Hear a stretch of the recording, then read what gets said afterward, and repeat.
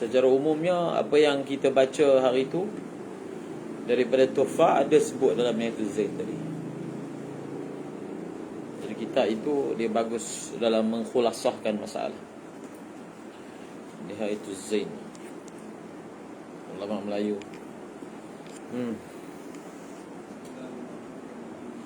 Dia yang saya tanya tentang Damul Manafiz ni, Damul Manafiz maksudnya darah yang keluar daripada telinga, keluar daripada hidung. Faham? Ini dipanggil Manafiz. Ada khilaf antara Ibn Hajar dan Imam Ramli dan Mughni.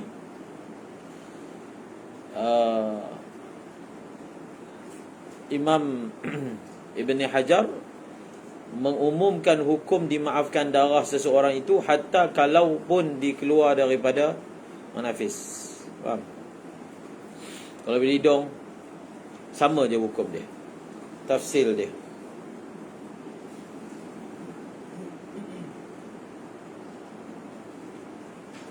Manakala Imam Ramli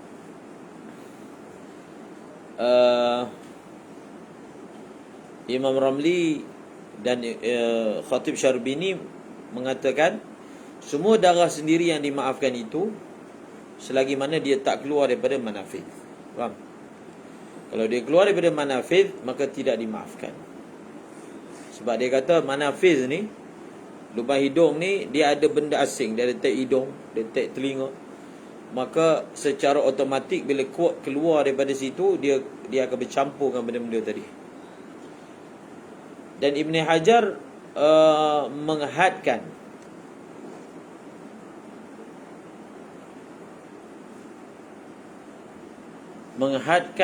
darah yang keluar daripada manafis itu sebagai dimaafkan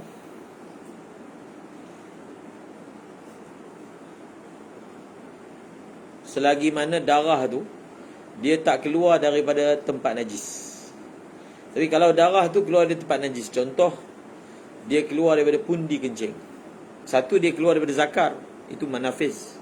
Faham? Itu masih lagi dalam kategori dimaafkan di sisi Ibn Hajar. Tapi kalau dia keluar daripada manafis yang datang daripada tempat najis, ma'din najis, contohnya mungkin keluar daripada dalam tu, dia keluar daripada usus ataupun keluar daripada perut besar, yang mana itu tempat simpan najis. Kalau keluar melalui zakar, maksudnya dia berpunca daripada mathanah. Mathanah ni pundi kencing. Yang itu walaupun di sisi Ibn Hajar manafis ini dimaafkan, tapi jangan sampai keluar daripada keluar daripada ma'din najasah. Jadi itu tafsil khilaf yang berlaku antara mereka. Seterusnya,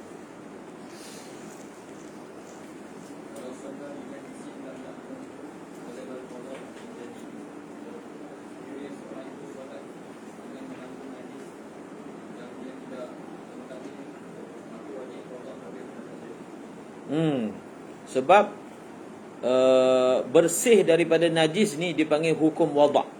Hukum wada'. So bila dia hukum wada', dia tidak ada kesan. Jahil itu tidak memberi kesan. Faham? Apa maksud jahil tidak memberi kesan? Kamu sedar ke, kamu tak sedar ke, hukumnya adalah ia merupakan syarat sah sembahyang. Sebab ada perkara yang sengaja merupakan syarat untuk kita hukum batal. Faham? Kalau tak sengaja tak batal, kalau sengaja baru batal. Itu adalah hukum-hukum yang dipanggil hukum taklif, lawan kepada hukum wada' atau khitab wada'. Adapun syurutus salah ni, syurutus salah, khitab dia adalah khitab wada'. Contohnya menghadap kiblat, ni mazhab Syafi'i lah. Satu orang dia menghadap bukan kiblat tak sengaja, bila dia sedar, maka dia kena ulang balik solat. Cuma beza dia apa? Segi dosa. Kalau dia sedar arah yang dia menghadap itu bukan kiblat, dan dia menghadap juga dalam keadaan tanpa uzur, maka berdosa. Semua dia tak sah dan berdosa.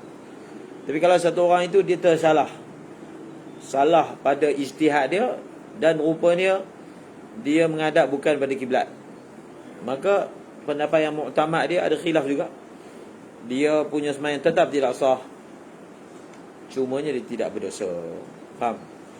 So kita dalam masalah najis ni begitulah keadaannya. Itu qaul apa? Qaul jadid. Wal qadim, qadim kata apa? Pendapat qadim mengatakan tidak wajib qada. Tidak wajib qada. Sebab qadim mengambil kira uzur. Uzur apa? Uzur jahal. Uzur perkara itu dilakukan secara jahil.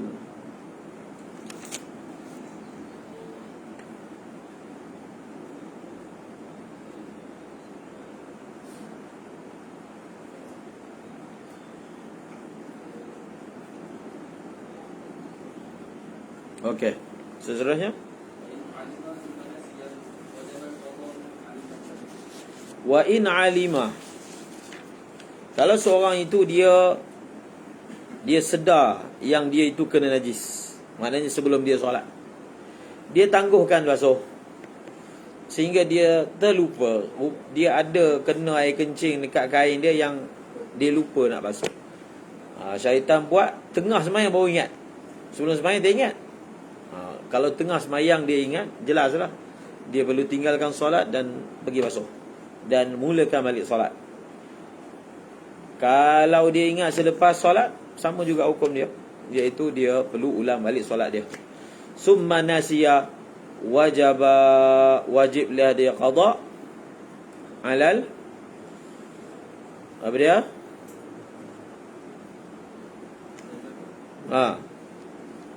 Wajib al-qada'u ala madhab. Maknanya dalam masalah ni ada dua tarik. Satu tarik qati'ah, maksudnya tak ada khilaf yang dia kena qada'. Tarik yang kedua tariqatul khilaf, maksudnya dalam masalah ni ada dua qaul, sama ada kena qada' ataupun tak kena qada'. Pendapat muktamad dia kena qada'. Pendapat muktamad dia perlu qada'.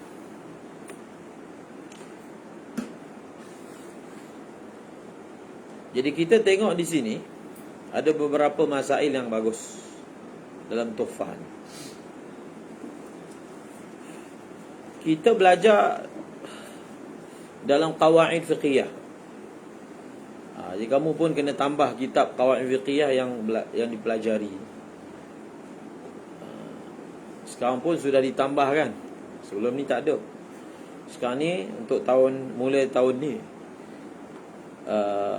selepas selesai kitab qawaid fiqh yang kecil tu, ditambah kitab Idah Al-Qawaid Al-Fiqhiyah Sayyid Abdullah Al-Haji. Dia penting untuk dipelajari. Faham tak? Masa di Yaman, selepas habis Minhaj, kita baca Al-Ashbah Wan Nazair min Sayuti. Dia ada qawaid Zarkashi, qawaid Ibn Abdissalam. Okey. Jadi dalam qawaid fiqhiyah ni, dalam misalnya Al-Ashbah Wan Nazair, dia ada satu bab berkaitan dengan uzur syar'i. Uzur syar'i, jahil, safar, marad, ikrah, lupa, itu semua dipanggil apa? Uzur syar'i. Namun uzur syar'i tersebut berfungsi sebagai uzur, maksudnya menggugurkan dosa atau menggugurkan qada dan seumpamanya, mengikut tafsir tertentu dengan syarat tertentu. Contohnya jahil. Jahil adalah merupakan salah satu daripada uzur, selagi mana jahil itu bukanlah ada unsur taksir, cuai. Faham? Kalau jahil itu ada unsur taksir, contohnya dua lah yang selalu disebut, dia duduk dekat dengan ulama'. Dan dia dah lama masuk Islam. Jadi jahil yang dimaafkan dengan dua syarat kan, iaitu pertama qaribul ahdi bil Islam, kemudian duduk jauh daripada ulama. Kalau dia bukan orang Islam baru tapi duduk jauh daripada ulama, dimaafkan.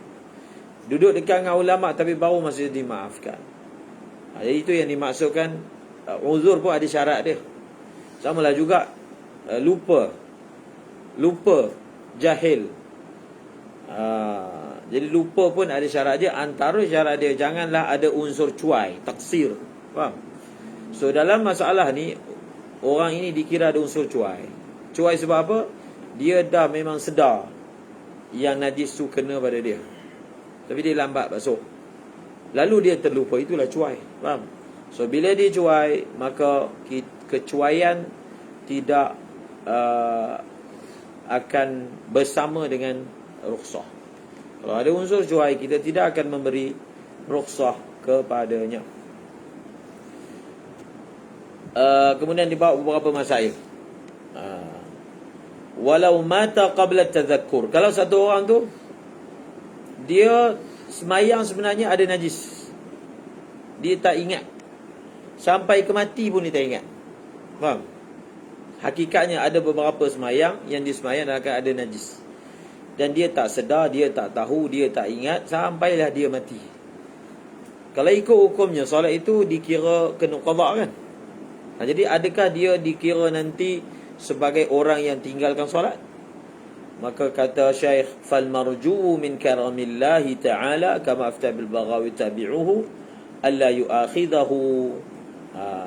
Jadi yang diharap daripada kemurahan Allah Ta'ala itu, dia tak azab lah.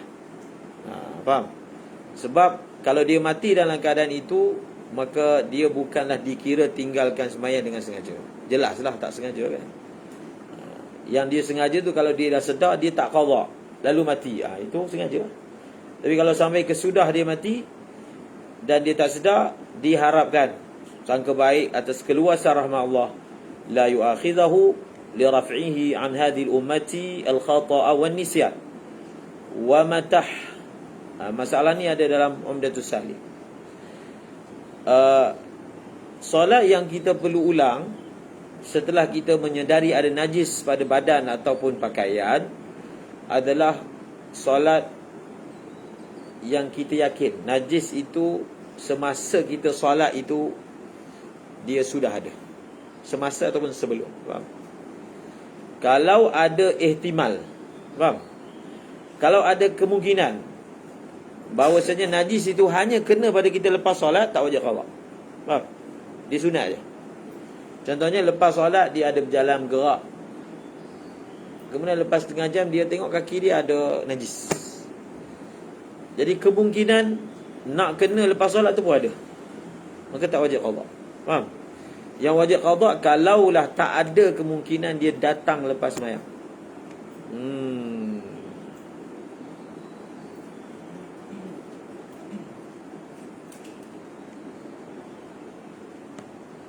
Contohnya satu orang tu dia lepas sembahyang, perempuan kan, dia tengok telekong dia ada taik burung. Ada kemungkinan tak taik burung tu datang lepas dia solat? Contohlah dia hanya sedar lepas setengah jam, dia duduk zikir baca Quran, masih pakai telekong kan, masa nak buka dia nampak taik burung. Dia sedar setengah jam lah lepas solat. Ada kemungkinan tak taik burung tu datang lepas solat dalam rumah? Jadi dalam rumah macam mana ada burung? Faham? Ada orang yang dalam rumah pun burung terbang kan. Tapi kita andaikan yang biasa ni lah, tak ada kemungkinan taik burung tu datang lepas solat. Jadi kemungkinan dia taik burung tu kena masa di sidai baju, sidai telekong sebelum lah. Maka ini dipanggil surah ini, surah yang memang diyakini dia memang tidak datang selepas solat, barulah disebut sebagai wajib qada. Faham? Kemudian dibawa masalah pula, walau ra'a man yuridu nahwa salah wa bi thawbi najisun ghairu ma'fu anhu. Kalau satu orang dia melihat ada orang yang nak masuk solat, dekat baju dia, kat badan dia ada najis yang tidak dimaafkan, maka wajib dia bagi tahu pada orang tersebut. Lazimahu i'lamuhu lianna al-amra bil ma'rufi li zawalil mafsadati wa illam yakun 'isyanun kama qala al-'Izz bin Abdussalam wa kadha yalzamuhu ta'limu man ra'ahu yukhillu biwajibi ibadah fi ra'yi muqallidihi kifayah.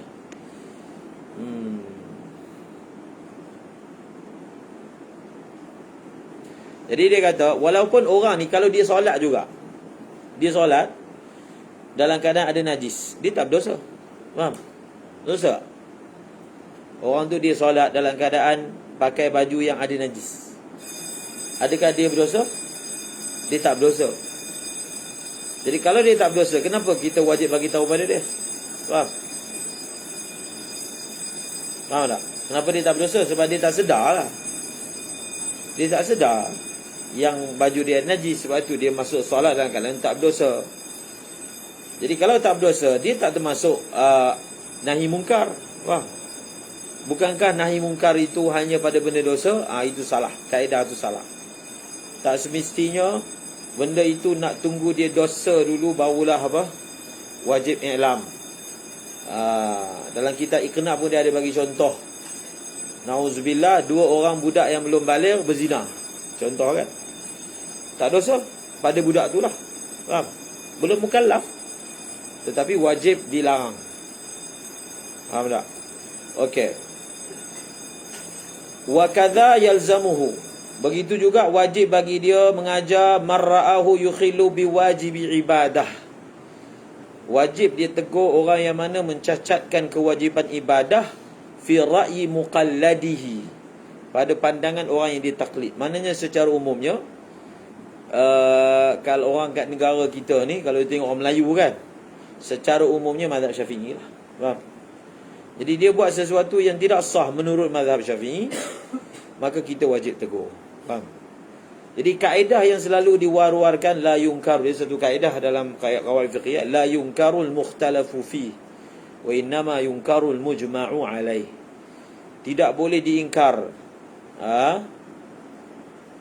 perkara yang merupakan ikhtilaf. Ada ikhtilaf, bukan perkara qat'i, tak boleh ingkar. Wa innama yunkarul mujma'u alaih, yang wajib diingkar, yang boleh diingkar ada benda ijma'. Kalau macam tu sikit je lah. Faham? Perkara yang ijma'. Jadi dia kata, ya betul, kita tak boleh ingkar perkara yang mukhtalafi selagi mana apa? Tidaklah diketahui bahawasanya orang itu bertaklid dengan sesuatu mazhab, dan apa yang dia buat tu salah menurut mazhab yang dia taklid, maka pada waktu itu kita boleh mengingkari. Faham tak? Seseorang itu dia akan berdosa kalau dia mukhalafah dengan i'tiqad dia. Maksudnya kalau dia i'tiqad perkara ini membatalkan sembahyang, lalu dia buat, dia berdosa. Berbanding orang yang mana dia tak i'tiqad benda tu batal sembahyang, lalu dia buat, tak berdosa. Faham? Jadi kalau orang Hanafi, dia sembahyang ada najis yang dimaafkan menurut mazhab dia, walaupun menurut kita tak dimaafkan. Kalau kita buat begitu, maka sembahyang kita berdosa, sebab sengaja sembahyang dengan najis, irtikab ibadah fasidah kan. Tapi dia tak berdosa. Itulah kaedah dia. Faham? So jadi kalau orang itu diketahui dia ada muqallid sesuatu, maknanya dia i'tiqad benda itu batal, dia buat, maka itu dipanggil apa? Itu dipanggil udwan. Faham? Dia tahu benda tu tak boleh, menurut i'tiqad dia buat, apa dia panggil? Maksudnya dia cuba melanggar jugalah. Atas i'tiqad tu dia berdosa. Faham? Sebab tu nanti ke hari akhir ulama bahaskan. Okey, bagaimana perkara yang ada mazhab kata, contohnya Hanafi kata makan benda ni haram, makruh tahrimi, ketam. Tapi dia makan juga. Hanafi? Jadi dia makan tu dan etikad dia benda tak boleh, dia makan juga. So maksudnya dia beretikad dia sedang langgar perintah Allah kan.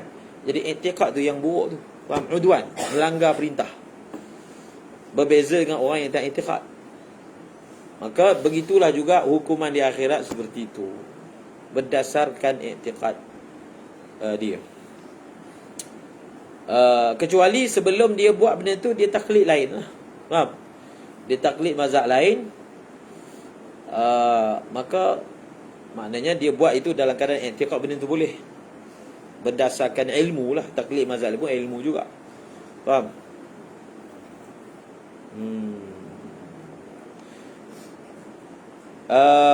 Fi rahimah kifayah. Inkan, dan hukum tegur orang tu dia jadi fardu kifayah kalau ada orang lain juga yang nampak. Maksudnya kita ada kita yang tegur, orang lain tegur, fardu kifayah. Tapi kalau hanya kita saja, maka jadi fardu ain. Naam. In qubila dhalika bi ujratin lam yalzamu illa biha al-mu'tamad. Okey.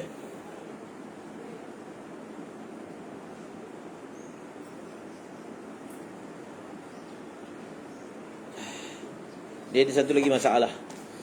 Ini masalah ni penting, sehingga ada ulama Zabid buat satu risalah. Dia panggil risalah tu kecil je, tapi satu tajuk, satu masalah tu. Masalah orang memberitahu. Masalah ni sebenarnya kita dah ada munaqasyah masa awal bab air. Dia bagi tahu bahawasanya masa kita semayang tadi telah berlaku pada kita perkara yang menyebabkan semayang tak sah. Dia bagi tahu. Contohnya dia bagi tahu kita bergerak 3 kali berturut-turut ke. Dia bagi tahu kita semayang 3 rakaat sebenarnya ke. Dia bagi tahu masa semayang tu, masa kita semayang tadi kamu pakai baju koyak contohlah, najis ke apalah. Soalannya, adakah kita wajib terima? Apa maksud wajib terima? Wajib terima tu maksudnya kita wajib amalkan apa yang dia cakap. Apa maksud dia? Maksudnya kita kena ulang balik solat tu. Orang tu dia bagi tahu kita semayang 3 rakaat, kita tak ingat langsung. Kita habis solat dalam keadaan kita sangka kita memang semayang sempurna, maksudnya 4 rakaat. Adakah semata-mata satu orang ini bagi tahu kita wajib mengikut apa yang dia cakap, ataupun kita pakai hukum bila dah selesai solat kira sah, kira solat itu berlaku dalam keadaan sah? Maka itu ada satu far'un akhbarahu adlu riwayatin binahwi najisin aw kashfi auratin mubtilin lazimahu qabuluhu aw binahwi kalamin mubtilin fala kama yadullu lahu kalamu. Dia punya kaedah dia,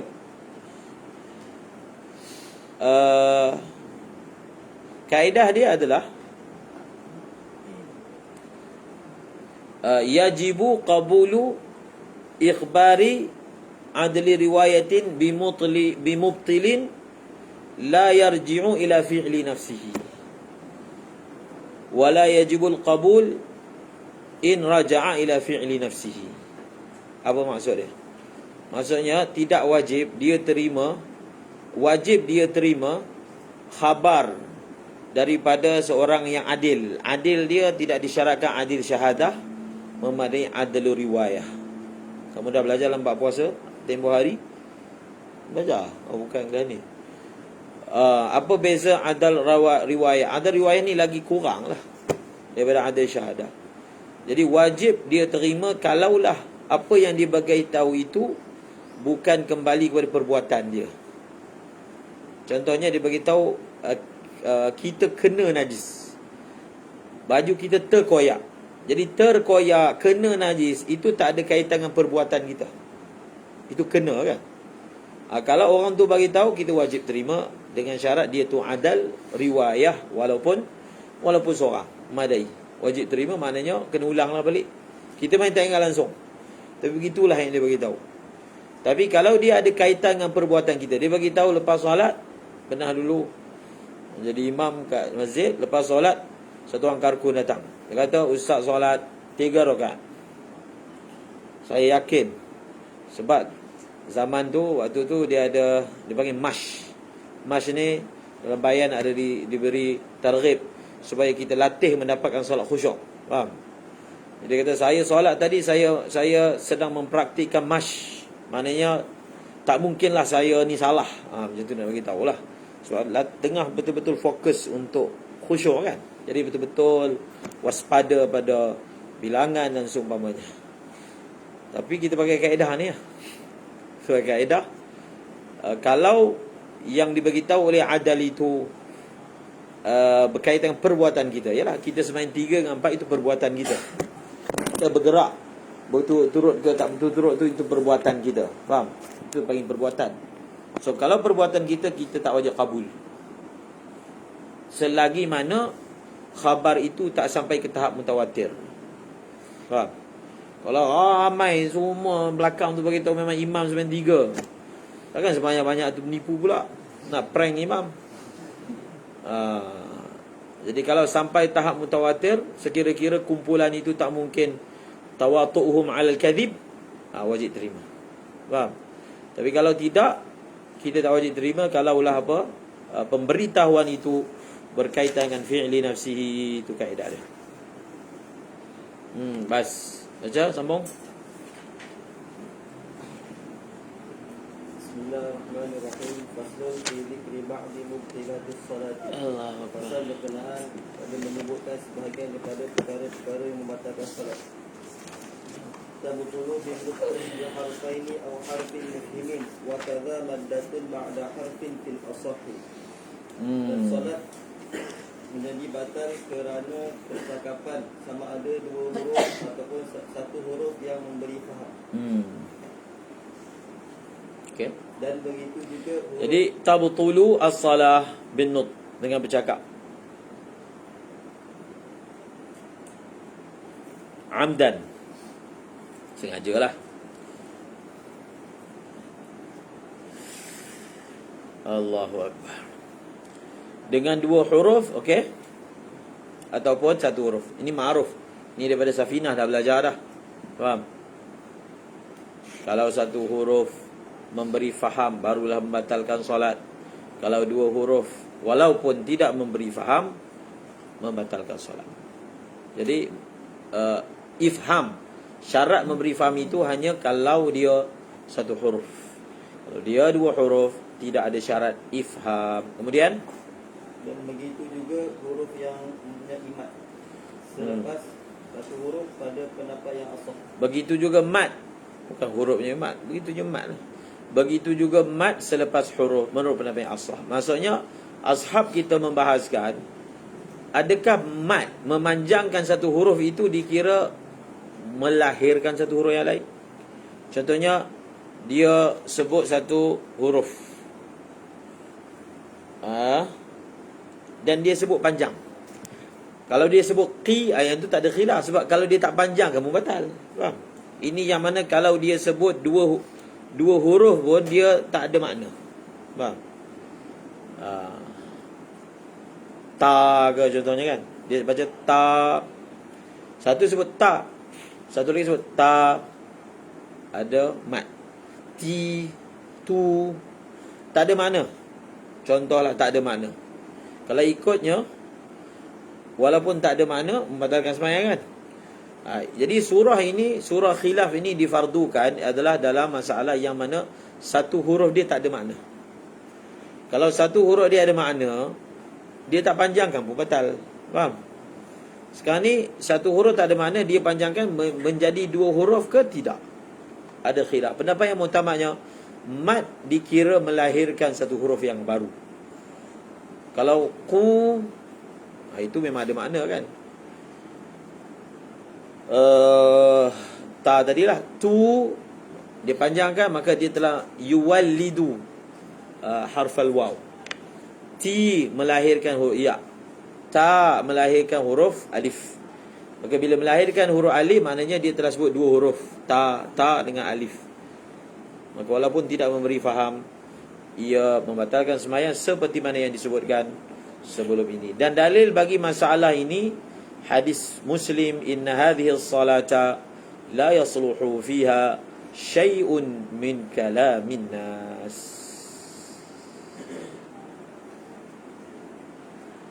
Wal kalam ni Nabi sebut kalamin nas. Kalam ini dia berlaku, mana perkataan kalam itu atas yang memberi faham dan tak memberi faham. Tak semestinya dia memberi faham barulah dia panggil kalam. Tidak. Kalam dengan makna kalam mufid itu nahu punya istilah. Al-kalam wal lafzul mufid, kan? Itu nahu punya istilah. Yang dari segi lughah, kalam ini merangkumi al-mufhima minhu wa ghairul mufhim. So kita tidak maknakan hadis dengan istilah yang datang kemudian. Faham tak? Bila kita nak bahas tentang khilaf, bahas tentang istinbat, mana boleh kita tafsirkan lafaz hadis dengan makna berdasarkan istilah, yang istilah tu datang lebih lewat daripada hadis. Sudah tentulah hadis itu tak merujuk pada istilah tadi. Itu jelas. Kemudian wal asahu anna at-tanahnuha wal dhahika wal bukaa wal anina wal nafkha in zahara bihi harfani batalat wa illa fala. Benda ni ada khilaf. Kalau mazhab Hanafi tak batal. Kita pun ada muqabil, kan? Berdaham ke berdaham sebutan dia?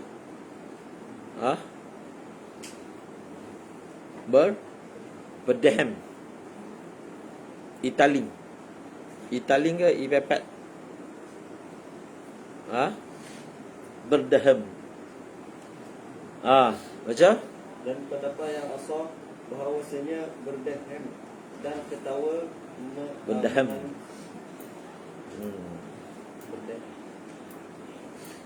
Saya rasa berdaham.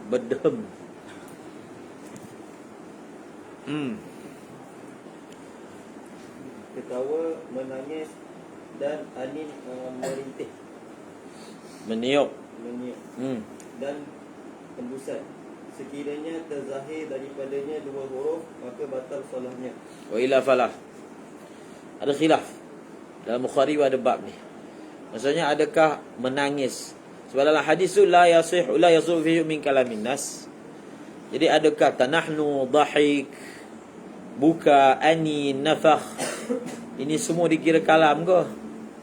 Muqabil kata tak. La tabtulu bihi mutlaqan li'annahu laysa min jinsil kalam.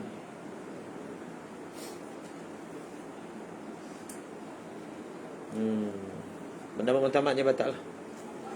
Pendapat muktamadnya batal.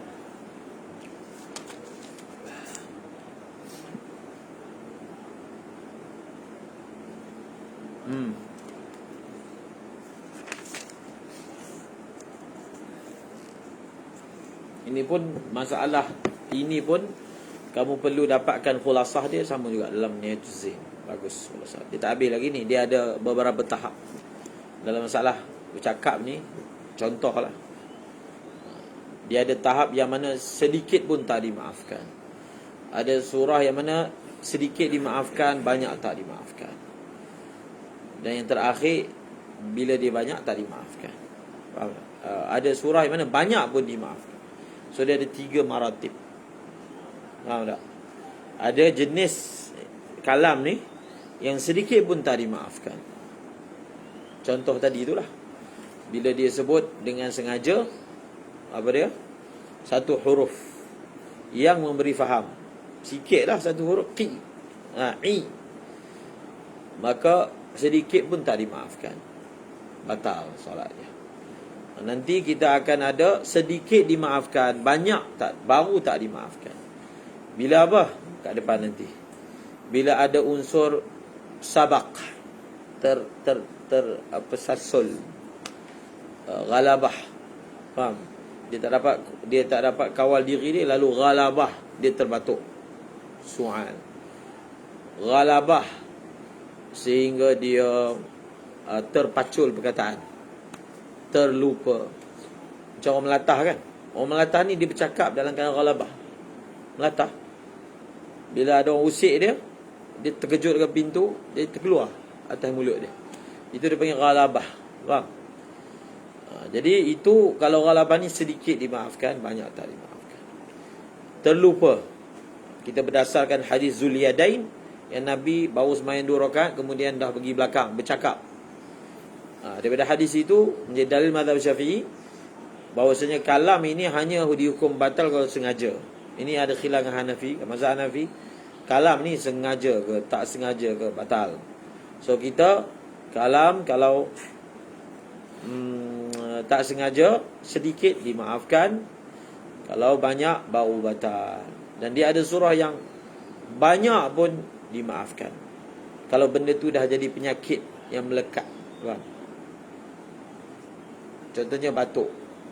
Dia mazhab Syafi'i kalau batuk keluar huruf batal sembahyang, sekiranya bukan ghalabah lah. Tapi benda tu tak boleh, benda tu daim bersama dengan dia. Dia tak ada waktu yang dia solat tanpa ada bunyi tu. Ataupun ada orang dia ada penyakit sentat. Dia cakap sikit dia bunyi. Tak boleh. Benda tu memang sudah berdamping dengan dia. Maka dimaafkanlah, walaupun berapa banyak pun dimaafkan. Sebab dia begitulah. Kita nak suruh dia tunggu akhir waktu pun dia akan jadi macam tu. Awal waktu pun macam tu. Dia tak ada ruang pun yang mana dia sunyi daripada mengeluarkan bunyi-bunyi seperti itu. Maka untuk dia sudah menjadi penyakit yang melekat, maka berapa banyak pun dimaafkan. Faham? Itu dia panggil 3 martabat berkaitan dengan masalah ini. Baca. Wa yu'dharu fi yasiril kalami in sabaqa lisanuhu aw nasiya as-salata aw jahila tahrimahu in qaruba 'abduhu. Dia bagi sini ada 3 apa? 3 uzur. Uzur pertama sabqul lisan. Yang tadi itulah macam orang melatah tu. Yang kedua dia lupa, dia berada dalam solat. Yang ketiga dia jahil. Ini kan berlaku dalam peristiwa yang sahabat Nabi tu cakap dalam solat kan, sahabat lain tengok aja. Ini dalil kita. In qaruba ahduhu bil Islam. La kathirihi fil asahi. Ai la yu'zaru fi kathirihi. Maka tidaklah dimaafkan walaupun dia lupa, walaupun dia jahil, walaupun dia itu sabqul lisan. Kalau banyak, maka menurut pendapat yang mu'tamad tidak diuzurkan. Li'annahu yaqta'u nazm as-salah bi khilafil yasir. Pendapat yang kedua yang mengatakan dalam surah ada uzur 3 tadi, sedikit ke banyak ke dimaafkan. Wasani yaqulu yusawwa bainahuma ay bainal katsiri wal qalil wal yasir fil uzri kama suwiya bainahuma fil amdi wal yasir bil urfi. Okey. Kemudian ulama bahaskan atas pendapat yang muktamad bahawasanya hanya sedikit dimaafkan, maka sedikit itu berapa banyak, faham? Yang kata sedikit itu berapa patah perkataan. Pendapat yang muktamadnya uruf. Ukuran sedikit ataupun banyak itu adalah uruf. Misalnya disebut di sini dalam kitab Syarah Kabir daripada Syekh Abi Hamid, dia bagi contoh 2 tu sikit, 2 patah perkataan. 3 patah perkataan sedikit. Maknanya dalam hal ini dia tak tulis yang final. Dalam Nihayatul Zain ada. Sebab bila kita tengok patah-patah perkataan yang Nabi ucapkan dalam hadis Zuliyadah ini banyak. Kalau dalam kitab misalnya Nihayatul Zain, dia sebut berapa? Sedikit itu 6. Faham? 6 patah perkataan. Lebih daripada itu kira banyak. Itu yang ulama kita telah menyampaikan hadnya. Namun sebahagian ulama kita Syafi'i mengatakan dhabit tadi itu dia tak kena dengan hadis Zuliadain. Kerana dalam hadis Zuliadain ini Nabi telah bercakap, bukan Nabi saja, sahabat pun bercakap lebih daripada yang dinyatakan tersebut. Okey. Seterusnya, Wa fi tanahnuhi wa nahwihi lil ghalabati wa ta'azzur al qira'ati lil jahri fil asahi. Ini ma'ruf ni. Diuzurkan pada tanahnuh. Tanahnuh kas-su'al wal 'utas. Orang bersin, orang batuk. Ghalabah, faham? Wa yu'dharu fi tanahnuhi wa nahwihi lil ghalabah. Ghalabah lah. Lagi wa ta'adzuri al-qiraah. Dia kalau tak berdaham, maka tak boleh baca. Faham? Maka dia bolehlah berdaham, tapi dengan syarat qiraah yang dimaksudkan ni qiraah wajibah. Qiraah yang wajib. Faham tak? Bukan baca secara mutlak tu. Wa ta'adzuril qiraah lil Fatihah. Contoh. Fatihah contoh je, qiraah yang wajib. Macam tasyahud, nak semua yang wajib lah. Dia nak sebut benda tu kena berdaham, baru keluar dia punya suara dia. Maka di situ berlaku pertembungan antara baca Fatihah ataupun menjaga daripada terkeluar terkeluar 2 huruf ataupun lebih. Nak utamakan mana? Kalau utamakan untuk tidak terkeluar perkataan seperti itu, maka dia tak boleh baca Fatihah. Mana tak apa, semayang tak ada baca Fatihah, semata-mata nak jaga tak berdaham. Ataupun tak apa, kita langgar berdaham tu, lalu kita dapat membaca surah Fatihah. Jadi di situlah pertimbangan dua benda ni yang mana lebih penting. Jadi sudah tentulah membaca Fatihah lebih penting, sebab dia rukun solat. Perkara-perkara ni ada surah-surah yang dimaafkan. Faham tak? Keluar 2 huruf dalam solat kan ada surah dimaafkan. Surah Ghalabah, surah Sabak, surah Jahil, surah-surah yang lain. Maka daripada situ kita dapat faham benda ini ada setengah kanan boleh dinego, boleh dipertimbangkan. Tapi Fatihah mana boleh gugur. Faham? Mana ada gugur bacaan Fatihah dalam solat kecuali hanya untuk ramah sebut saja. Maka melihat 2 pertimbangan ini, maka diutamakan mendahulukan qiraah berbanding tidak berdaham. Lal jahri fil asahi, bukan untuk menguatkan bacaan. Bukan. Sebab menguatkan bacaan sunat. Jadi bila sunat, dia akan jadi bertembung pula antara melanggar benda yang batas sembahyang dengan buat benda sunat. Jelaslah. Bila bertembung antara sama ada dia buat benda sunat lalu dia langgar, ataupun dia tak langgar lalu dia tak dapat buat benda sunat. Jadi kamu boleh tahu apa keputusan dia. Sudah tentulah kita utamakan tidak langgar perkara yang boleh membatalkan solat berbanding melakukan perkara yang sunat. La ilaha illallah. Kemudian walau ukriha 'ala al-kalami batalat fil azhari. Dan kalaulah sekiranya seorang yang solat itu dipaksa untuk berkata-kata, maka batallah solat dia pada qaul yang azhar. Walau nataqa bi nazmil Quran, dia salah satu daripada uzur syar'i ni dipaksa. Cuma kita perlu tahu apakah syarat-syarat dipaksa. Syurutul ikrah. Apa maksud dipaksa?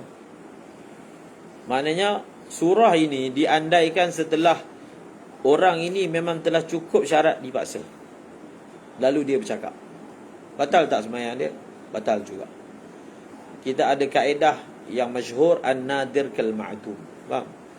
Uzur-uzur yang nadir ni ghairu mu'tabar. Faham? Uzur, kalau uzur itu bersifat nadir, maka ghairu mu'tabar. Dia kita tak ambil kira. Cuma kita tak hukumlah dia berdosa, tapi sembahyang tetap batal. Sebab itu dia ada khilaf tentang masalah dalam bab puasa kan. Orang yang dipaksa berjimak ketika Ramadan, batal tak puasa dia? Contoh dia. Ada ulama kata batal. Kalau dia dipaksa, macam mana boleh jimak kan? Macam mana boleh naik pula dia punya tu? Dia tengah takut tu, tapi boleh jimak. Maknanya ada unsur ikhtiar lah. Faham tak? Itu ulama yang kata membatalkan puasa. So tak boleh tasawur bagaimana orang itu dia mendakwa dia terpaksa, tapi dia boleh melakukan perbuatan tersebut. Tapi dhaif lah muktamadnya, dia ambil kira. So dipaksa, dia tengah solat orang paksa dia bercakap, benda tu nadir lah, nadir berlaku. So bila nadir berlaku, kita kira standardkan hukum, centralizekan hukum. Faham tak? Hukum ni dia tarai benda-benda nadir ni. Tarai. Mana boleh hukum nak rai benda nadir, nak rai semua sudut, tak ada. So dia centralizekan hukum kepada seperti biasa je. Cuma beza dia tak berdosa lah. Sembahyang dia batal tapi tak berdosa. Berbeza dengan orang yang membatalkan solat dengan sengaja sembahyang fardu, berdosa. Okey. Ini contoh. Ini contoh yang saya sebutkan tadi lah. Walaupun ikrah ni dia uzur syar'i, tapi dia ada syurut dia. Sebab tu kita kena tahu. Bukan semua benda kalau kita dipaksa kita boleh buat dan tak berdosa. Dia ada 3 tahap lah. Maksudnya kita boleh buat dan tak memberi kesan batal. Memberi kesan batal tapi tak berdosa. Ada perkara yang ketiga, iaitu kalau kita buat walaupun terpaksa tetap berdosa. Faham tak? Contohnya dia dipaksa membunuh, dia dipaksa menzina, dia tak boleh buat walaupun dipaksa. Faham? Dan untuk dipaksa ini perlulah mengetahui syurutul ikrah. Bila cukup syarat barulah orang ini boleh diklasifikasikan dipaksa. Maka dipaksa itu memberi faedah menggugurkan dalam surah yang menggugurkan lah.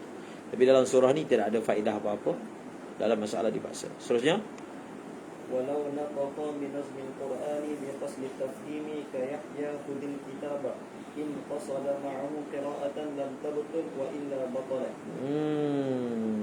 Jadi perbahasan ni. Walau nataqa bi nazmil qur'ani bi qasdi tafhimi ka yahya khudil kitaba in qasada ma'ahu qira'atan lam tabtul wa illa batalat.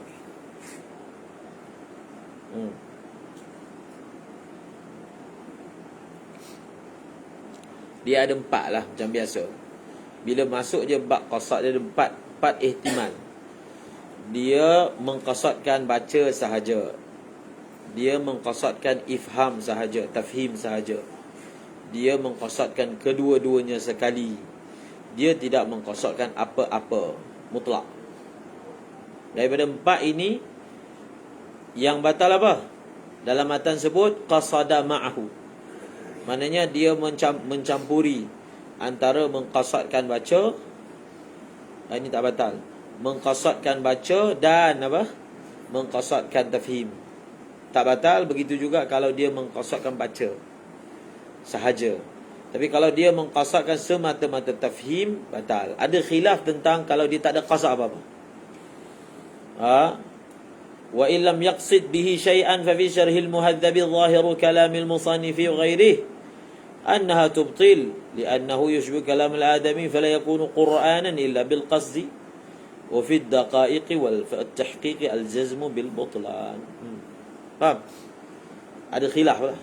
Tapi muktamad dia kalau dia baca Quran. Ini yang jadi berat tu. Dia baca, dia tak ada qasad apa-apa.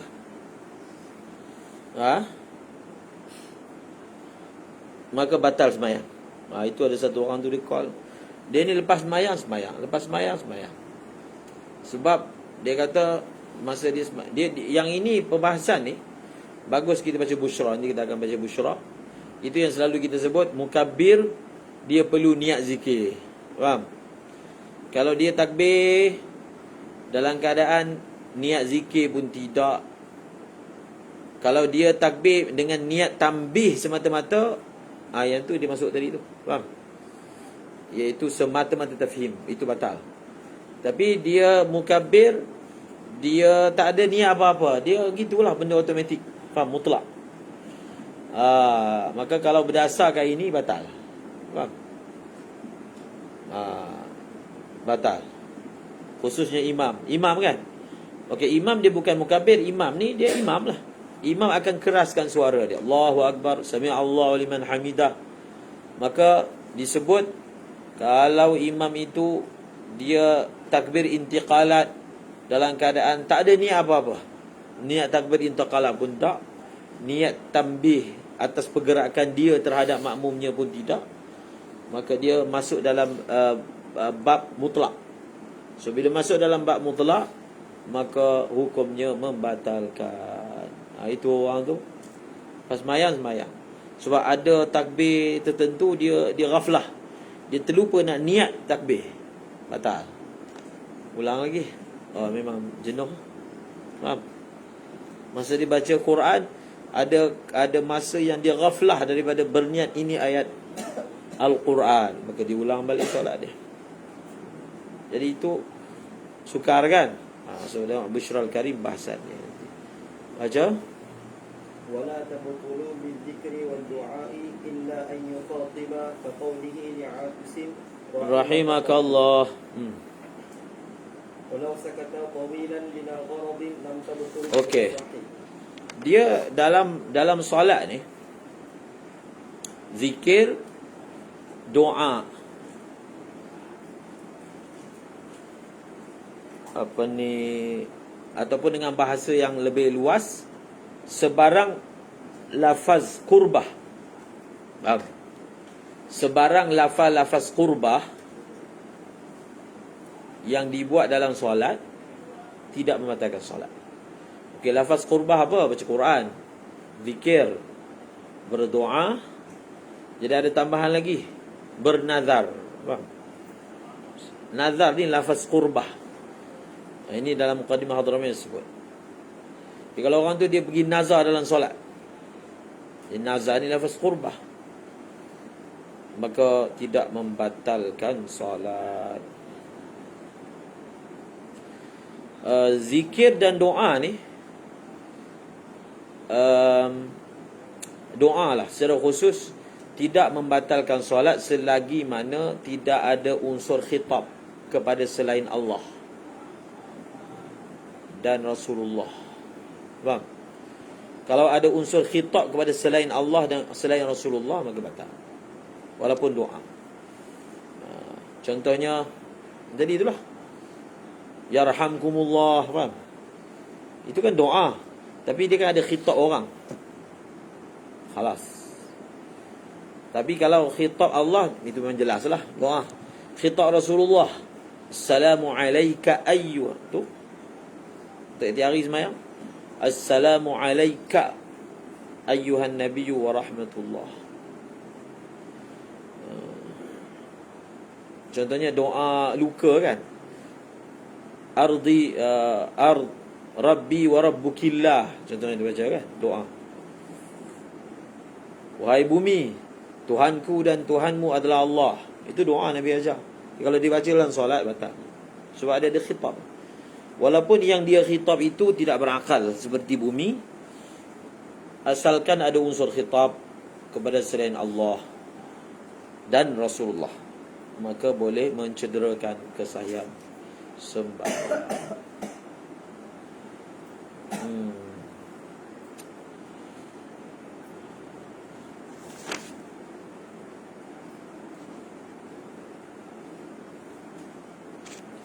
Okey, seterusnya, walau sakata.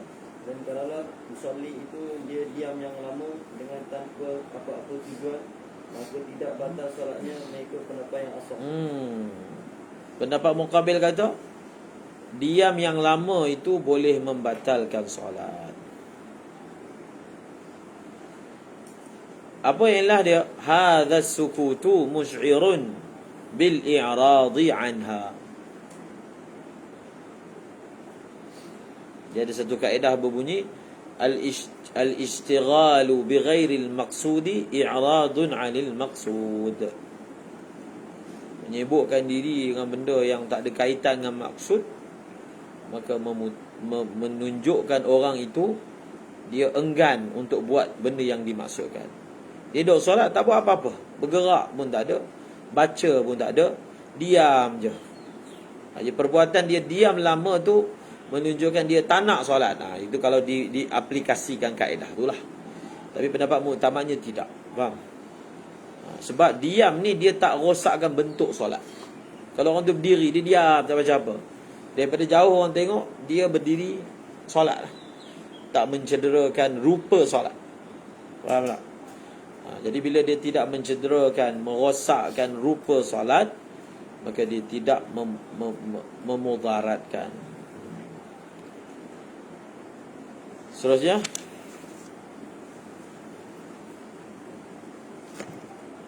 Bismillahirrahmanirrahim. Ini masalah bagaimana memberi talqin, tanbih ketika dalam solat. Tambih, dia tengah solat, dia tambihkan sesuatu yang berlaku di luar solat. Dia tengah solat, dia bagi talqin. Faham? Talqin tu maksudnya dia tegur atas kesalahan imam kan. Dan seumpamanya lah. Itu perbahasannya.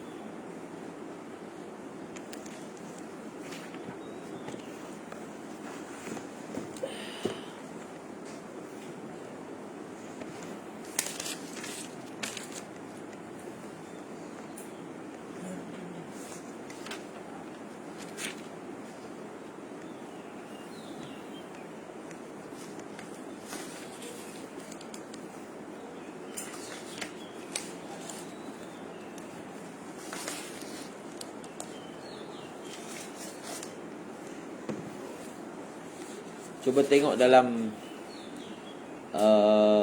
Nihayatul Zain. Ada kan dia tulis 6 kalimah.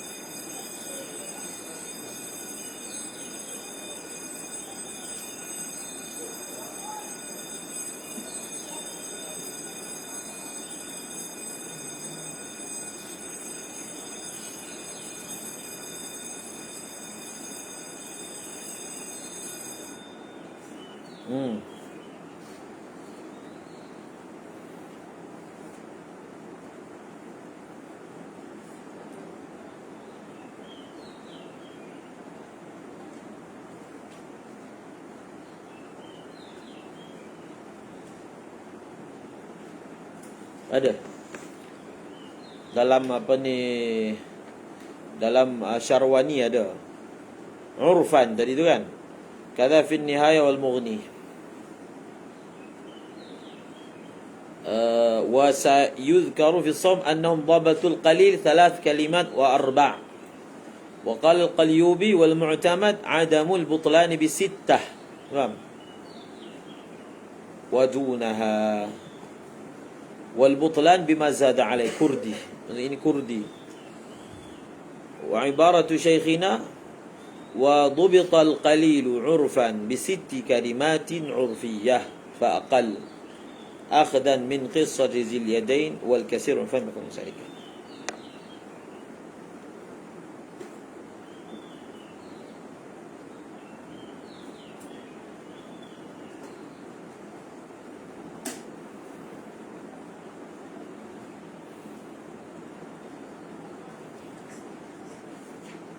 Cuma kalimah ni, kalimah yang dimaksudkan ni bukan kalimah yang nahu punya istilah.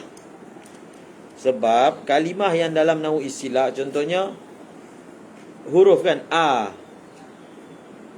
satu kalimah, Ya satu kalimah, Rasul satu kalimah, Allah maksudnya 3. Ya Rasulullah. Kalau berdasarkan kalimah yang nahu tu dia 3.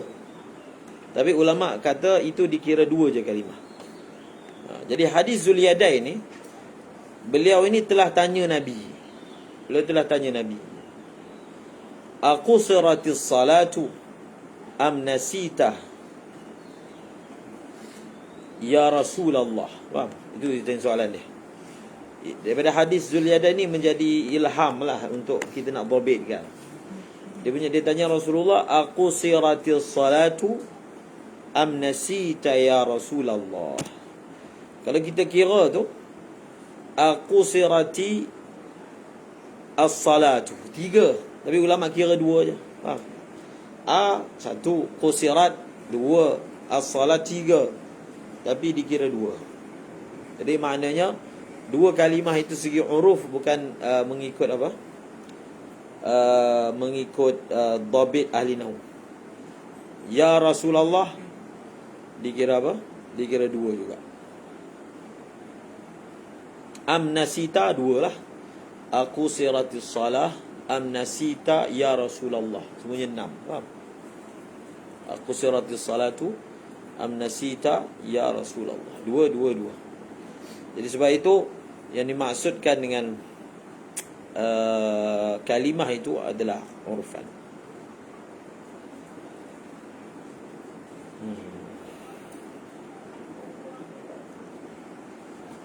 Itu satu. Habislah. Duduk.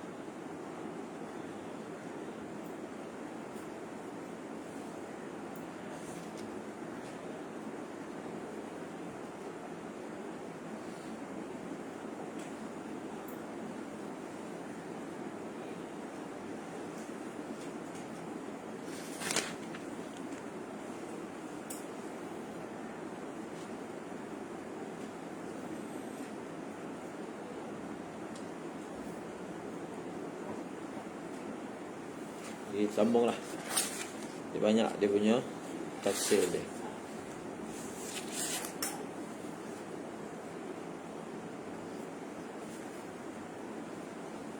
Dan tadi yang saya sebut tu kan, yang tahap yang nombor 3 tu. Ini contoh. Walau ubtuliya syakhsun. Kalau satu orang itu dibalai dengan batuk yang berterusan. Jadi berterusan itu didefinisikan sebagai bihaitsu lam yakhlu zamanun minal waqti yasa'u salata bila su'al mubtil. Maknanya dia punya berterusan batuk itu tak ada waktu yang dia tak batuk. Dia semayang bila pun memang adalah batuk tu. Dan batuk tu jenis mengeluarkan huruf kan. Maka falladhi yadhharu al-'afu anhu, dimaafkan. Wala qada'a alaihi, dan dimaafkan dan tak perlu qada'. Dia menggugurkan qada'. Uzur yang menggugurkan qada'. Sama macam satu masalah yang kita akan baca nanti. Fi man bi hikka, dia ada gatal kat badan. Gatal. La yasbiru ma'aha. Dia tak boleh semayang kalau tak garuk. Tak boleh. Dia punya tahap gatal dia. Yang garuk gatal tu akan ada sepanjang waktu. La yasbiru ma'aha ala adamil haqq. Bal qadiyatu hadha al-'afu anhu wa annahu la yukallaf intizar az-zaman alladhi yakhlu fi an dhalika. Ada ikhtilaf lah. Ada ulama kata dia tak perlu tunggu. Kalau dia nak semayang sekarang dan benda tu datang, dia boleh semayang. Dia tak perlu tunggu nanti gatal itu hilang baru semayang. Ada pendapat, tapi muktamadnya dia, kalau dia tunggu lepas sejam ni akan stabil, dia kena tunggu. Jadi pendapat yang tak perlu tunggu ni lebih mudah lah. Sebab bukan semua orang boleh tunggu kan. Masalah ada benda yang dia nak kena buat. Bolehlah dia amalkan. Macam orang yang kepala teling, dia sekejap. Ada satu orang viralkan satu video, satu orang tu dia semayang macam bersilat-silat. Sebenarnya dia tu sakit, orang tak kenal dia. Jadi pergi tunjuk, apa ni semayang jenis apa ni, akhir zaman sesat. Sebenarnya orang tu sakit. Faham? Dia berlaku pada dia hal harakat ghairul ikhtiyariyah ataupun al-ittirariyah. Dia tak boleh, dia benda tu jadi. Lepas berapa minit jadi. Dan bergerak tu banyak kan. Macam orang kena Parkinson lah. Macam mana? Tangan dia bergerak je. Kalau dia boleh hentikan tangan dia, tak apa. Tapi kalau dia gerak juga kan. Inilah berapa banyak bergerak lah. Itu jelaslah dimaafkan. Kalau orang faham syariat, memang orang akan kata dimaafkan. Kalau dia tak dimaafkan, bila dia nak sembahyang? Faham? Sebab itu hal dia. Itu jelaslah kan. Kita pun sini boleh faham. Dimaafkan. Wallahu a'lam.